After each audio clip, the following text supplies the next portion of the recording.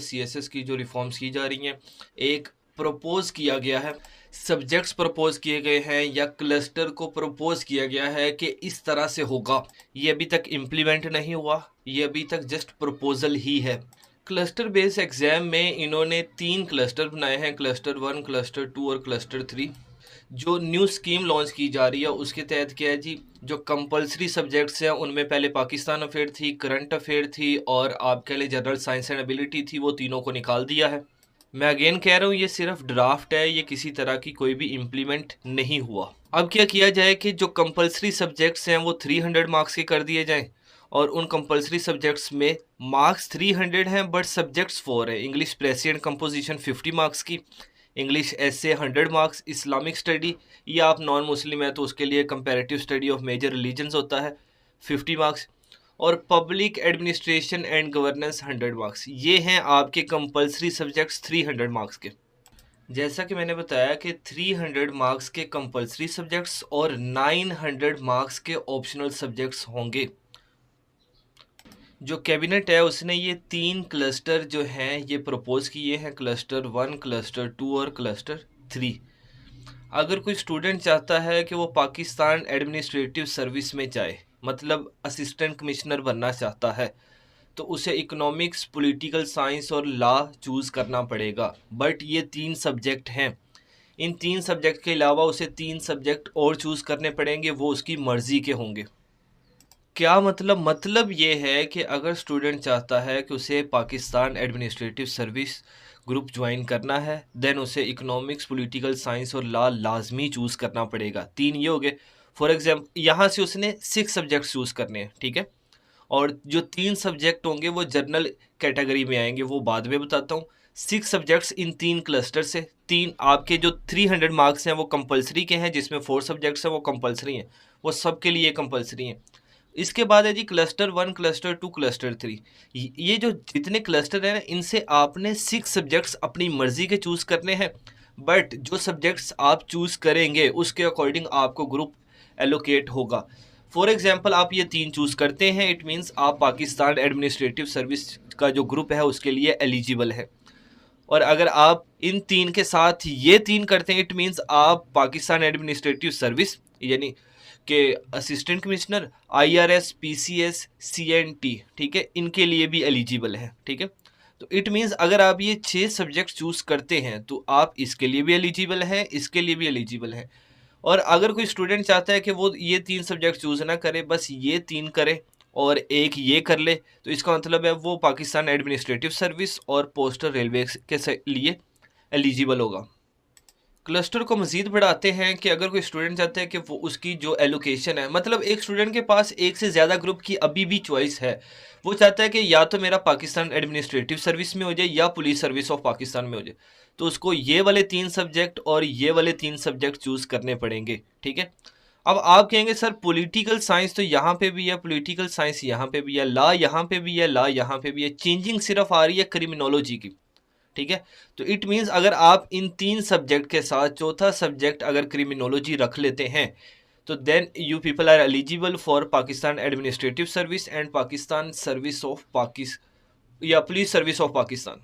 तो in simple words आप ये जो कम्बिनेशन है, एक ये है, दूसरा ये है, तीसरा ये है, चौथा ये है, पांचवा ये है, छठा ये है, सातवां अभी मैं दिखाता हूँ, और आठवां ये है। ठीक है, तो इनमें से आप जो जो सब्जेक्ट चूज़ करेंगे, ठीक है, तो आप उन ग्रुप के लिए एलिजिबल होंगे। फॉर एग्जांपल एक स्टूडेंट कहता है कि मैंने तो यहाँ से सिर्फ पॉलिटिकल साइंस लेनी है, बाकी यहाँ से ले लूँ, तो आप यहाँ से लेंगे तो बिजनेस एडमिनिस्ट्रेशन आप इसके लिए एलिजिबल हो गए, बट आप फिर इसके लिए एलिजिबल नहीं रहेंगे। इसके लिए एलिजिबिलिटी के लिए आपको ये तीनों सब्जेक्ट ही लेने पड़ेंगे। ठीक है, और इसके लिए भी आपको इन सब्जेक्ट के साथ आपको ये जो क्रिमिनोलॉजी है इसकी एडिशन करेंगे तो ये 2 ग्रुप के लिए आप एलिजिबल हो जाएंगे। फॉर एग्जांपल कोई स्टूडेंट कहता है कि जी मुझे ये तीनों सब्जेक्ट लेने हैं, मुझे इन ग्रुप्स में जाना है, तो ये 3 ग्रुप्स के साथ उसको ये भी, अगर वो ये ले लेता है तो वो इनके लिए और इनके लिए भी एलिजिबल हो जाता है। ठीक है, अगर कोई स्टूडेंट कहता है जी मुझे टाउन प्लानिंग रखनी है, town planning and urban development, ठीक है, तो इसके लिए क्या करना पड़ेगा, देखें फॉर एग्जांपल आप 100 मार्क्स का ये वाला सब्जेक्ट लेते हैं, फिर 100 मार्क्स का ये वाला लेते हैं, तो 200 मार्क्स हो गए। और ये अगर लेते हैं तो आपको तीनों ही लेने पड़ेंगे, ठीक है। तो 300 मार्क्स ये हो गए, ठीक है। तो ये हो गया 500। तो एक सब्जेक्ट और कोई आप अपनी मर्जी से चूज़ कर सकते हैं। इट मीन्स आप इसके लिए और इसके लिए एलिजिबल है, ठीक है।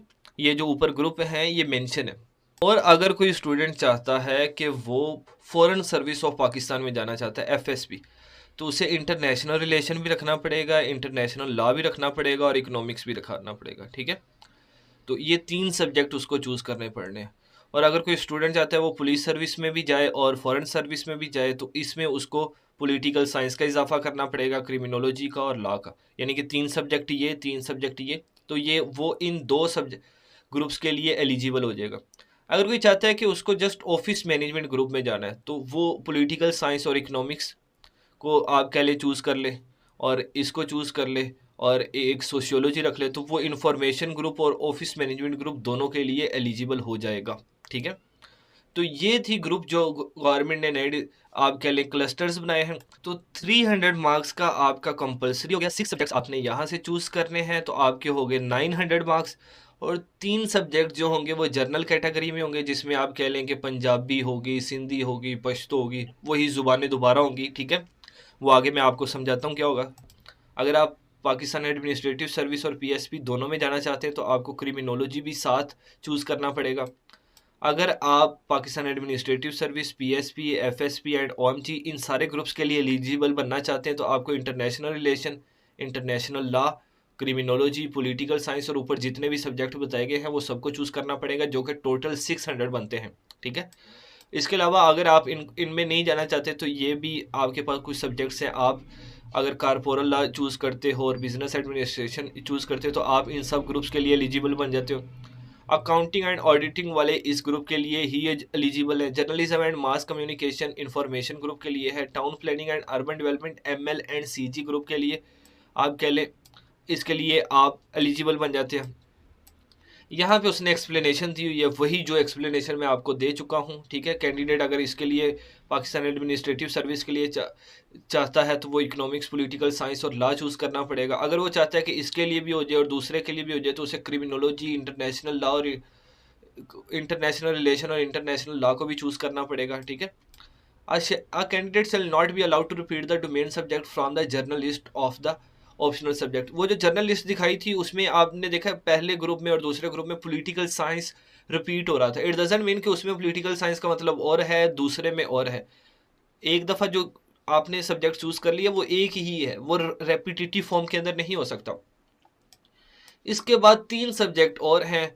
उन 3 सब्जेक्ट में आप फॉर एग्जांपल अगर Urdu, Punjabi, Sindhi, Pashto, Balochi, Persian and Arabic है, तो आप इनमें से सिर्फ एक ही सब्जेक्ट चूज़ कर सकते हैं, एक से ज़्यादा सब्जेक्ट चूज़ नहीं कर सकते। अगर आपने पंजाबी चूज़ किया तो आपको बाकी सारे छोड़ने पड़ेंगे, पश्तो चूज़ किया तो आपको बाकी सारे छोड़ने पड़ेंगे। इट मीन्स आपके पास यहाँ पे चॉइस है जी, इनमें से एक चूज़ कर सकते हैं। बाकी जो 2 ग्रुप हैं वो अभी तक गवर्नमेंट ने जो कैबिनेट है वो जो प्रपोज किए थे उसकी हमारे पास कॉपी नहीं आई। जैसी आएगी हम उस पर भी वीडियो बना देंगे, ठीक है। अब आपने बताना है कि ये जो नया क्लस्टर बेस्ड सिस्टम आ रहा है ये वर्स्ट है कि ठीक है। अगर वर्स्ट है तो क्यों वर्स्ट है।